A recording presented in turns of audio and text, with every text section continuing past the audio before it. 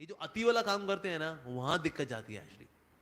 घर में ज्यादा पंडितगिरी वो जब करते हैं ना घर में का, तो घर वाले कहते हैं अच्छा बच्चों ये बात। क्यों घर वालों को हम क्या मानते हैं कि ये पापी लोग हैं, और क्या, ये मेरी पत्नी, ये माया माया है और कुछ नहीं, साक्षात चलती फिरती माया है, और क्या।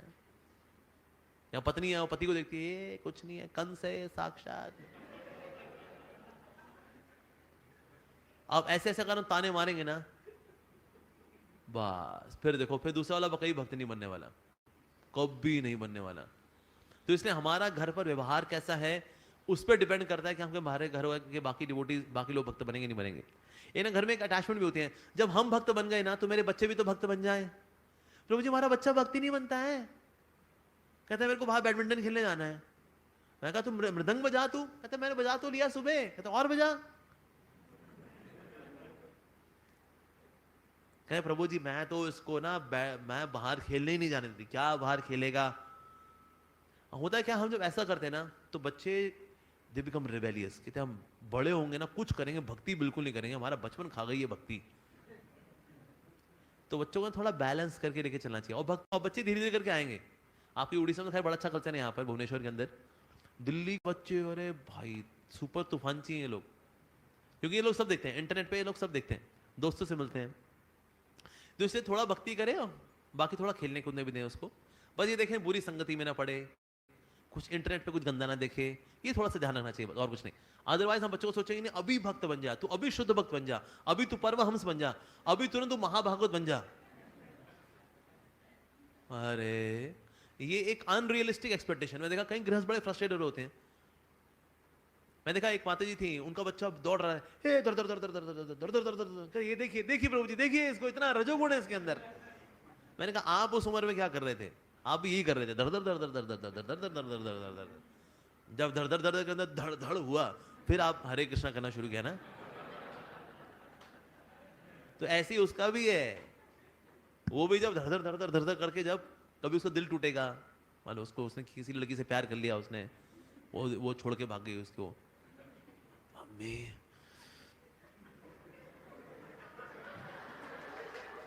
करेगा हरे कृष्णा करेगा, तो बेटा टूटा दिल है बेटा, हाँ माँ दिल टूट गया मेरा, हरे कृष्णा कर, हाँ माँ लाओ हरे कृष्णा करेगा, तब करेगा।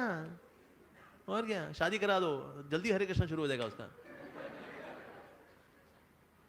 तो इसीलिए हम कहें वही बच्चे धड़ धड़ धड़ भाग, अरे बच्चे तो ऐसे ही होते हैं बाबा।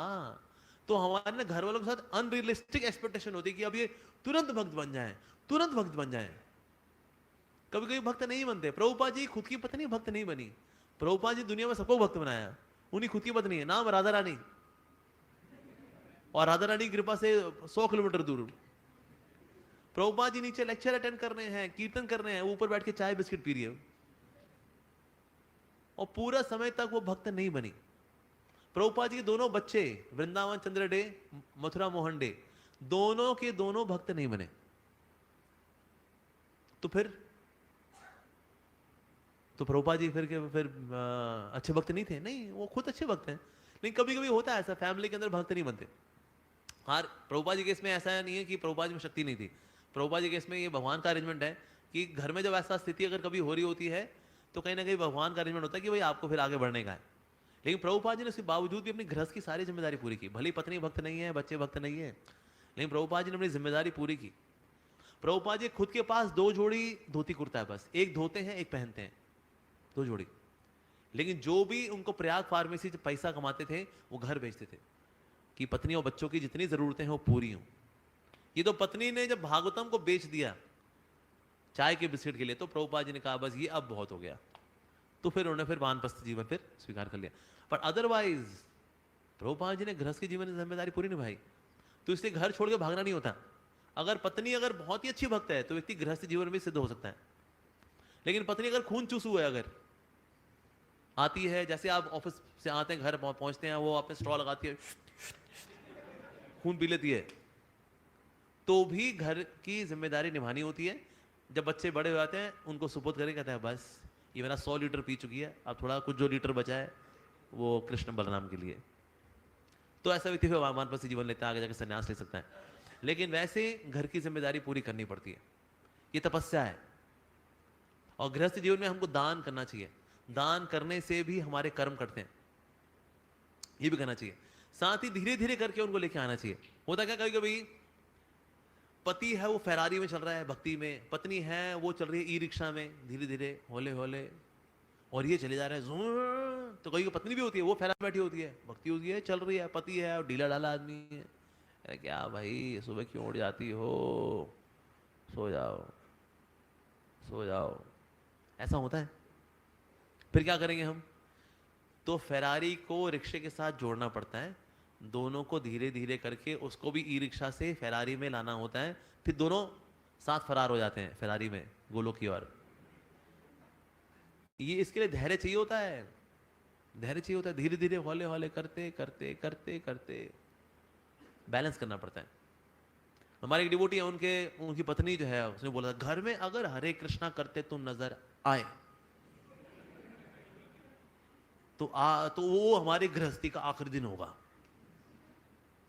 तो बंदा क्या करता है, सुबह उसकी उठने से पहले पहले हरे कृष्णा कर लेता है वो, और वाइफ को बोला हुआ है कि मेरा ऑफिस जो है 7 बजे लग जाता है, टाइम से दे दिया करो।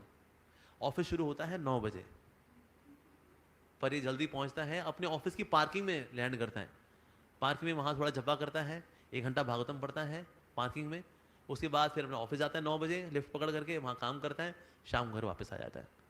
ये शाम को लगा हुआ कार्तिक का महीना है भाई, कुछ और हमें करना चाहिए, तो बताया ऑफिस में बड़ा काम है आजकल तो थोड़ा लेट हो जाता हूँ।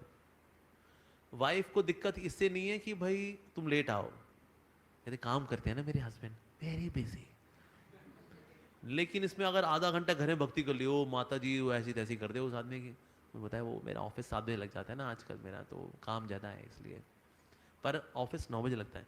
तो इसलिए कभी कभी झूठ का भी सहारा लेना होता है। हम सत्यवादी राजा हरिश्चंद्र की औलाद नहीं है, हम परम सत्य के भक्त हैं। परम सत्य कौन, कृष्णा, कृष्ण परम भगवान परम सत्य वो हैं। तो परम सत्य की सेवा में झूठ को लगा सकते हैं, लगा सकते हैं, बिल्कुल लगा सकते हैं।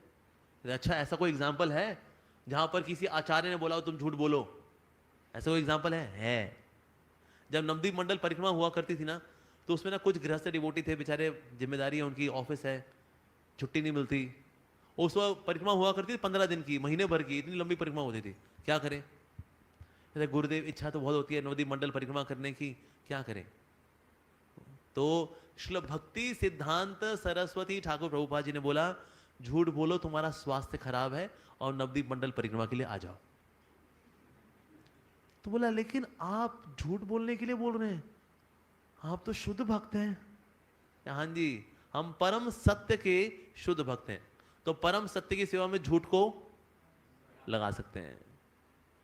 हम सत्यवादी राजा हरिश्चंद्र की औलाद नहीं है, हम परम सत्य के भक्त हैं, तो हम झूठ को भी लगा सकते हैं। हालांकि भक्त लोग सच ही बोलते हैं वैसे तो, लेकिन जहां देखा सच्चे काम चलने का ही नहीं है, तो वे क्या करें, झूठ बोलना पड़ेगा, थोड़ा ड्रामा करना पड़ेगा।